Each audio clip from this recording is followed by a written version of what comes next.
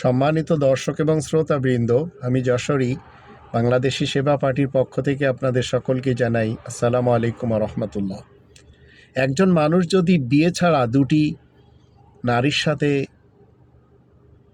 রাত কাটায়, সন্তান জন্ম দেয়, সেই লোকটিকে বিশ্বনবী বলা যাবে? এমনকি 6 বছরের কন্যা শিশুকেও বিয়ে করেছে। মনে রাখবেন, মুহাম্মদ ইবনে আবদুল্লাহকে 3 জন খ্রিস্টান মিলে, খাদিজা, ওরাকা ইবনে নওফেল এবং পাদ্রি বুহেরা মেকানিজম করে, ভোট ইঞ্জিনিয়ারিং করে, ডিপ স্টেটের তারা যেয়ে এই কাজটি করেছে। আজ 200 কোটি মানুষ এই লোকটিকে মানছে, যে লোকটি 2 জন গার্লফ্রেন্ড বা উপপত্নী রেখে জীবন কাটিয়েছে।